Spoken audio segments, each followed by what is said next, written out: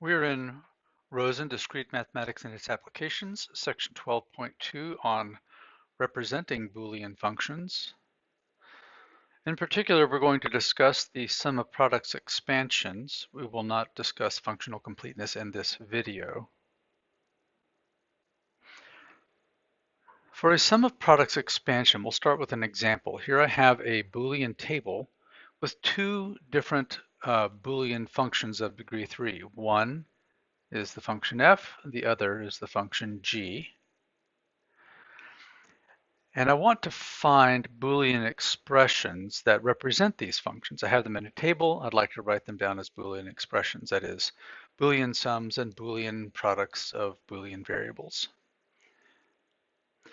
The way we're going to do that is to identify where our Boolean functions have a value of 1. For f, it only has the value of 1 in one row. And so we can see that whenever x is 1, y is 0, and z is 1, that we can represent f as the product of x times the complement of y times z, all in the Boolean sense. So that would be a Boolean representation of the function f. For g, there are two rows that have a 1. And in this case, we will note that x times y times the complement of z will give us a 1, and the complement of x times y times the complement of z will also give us a 1. And then if we add those together, that will give us a function that always gives us 1 in those cases. There it is right there. Notice in this case, we only had one row that had a 1 in it, so there's one term. We'll see that it's called a minterm. In the case of g, we see that there were two rows that had 1s in them, so we needed two terms, or we'll see them called minterms in just a little bit. So the general principle for a sum of products expansion is that we'll combine the values for which the function has a value of 1 and create a term we'll create a term of Boolean products, and we'll sum them all together to get the sum of products expansion. All right, let's capture some terminology here. The first term is that of a literal. That is, it is a Boolean variable or its complement. X or X bar, Y or Y bar, Z or Z bar. That is a literal. And then a minterm is a product of literals.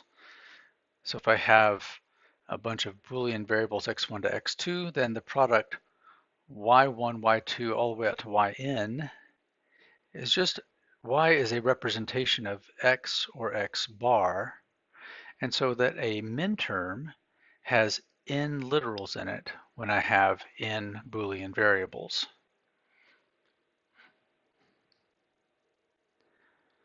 And then a minterm, this product of literals, has a value of 1 if and only if each literal has a value of 1, because it's a product. If any of them has a 0, then the product's going to be 0. And this occurs only if x is equal to 1 when y is equal to x, or x is equal to 0 when y is equal to x bar for each index.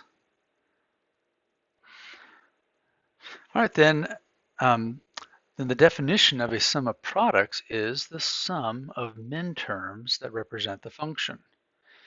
So however many minterms are needed, all added together to represent the function, is the sum of products expansion for that function. By the way, you've already seen this actually, because it is exactly the same as the disjunctive normal form in propositional logic.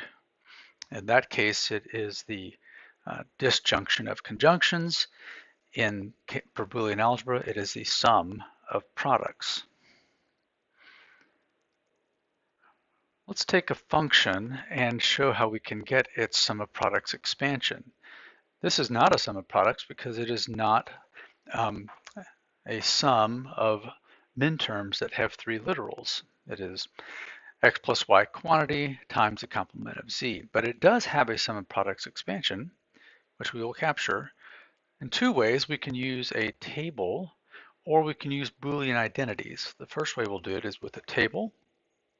To do this, we basically create the table that has all the values of our function of interest, our expression of interest.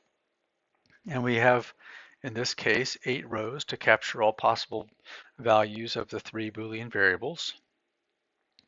And then we see that our function has 1, 2, 3 rows where it has a value of 1. That means we'll have 3 minterms that each will have 3 literals that when we sum them together will give us our function. And those will be x. So here's where we capture the minterms. We look at the rows where there are 1s. And we see that we have x times y times the complement of z, x times the complement of y times the complement of z, and y complement of x times y times the complement of z, all summed together gives us the exact same answers as our function. So this is the sum of products expansion for x plus y times z complement, the Boolean sense. All right, there's another way to do this, and that's using a derivation approach like we did with equalities in logical equivalences in chapter 1. And we'll use our identity table to do this. So we'll start with our function, x plus y, quantity times the complement of z in the Boolean sense. And I can replace that with this expression using the distributive law.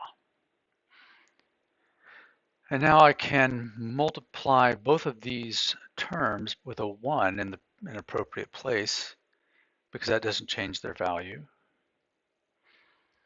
And then I can replace a 1 with this unit property identity because y plus complement of y will always equal 1 and z plus complement of z will always equal 1.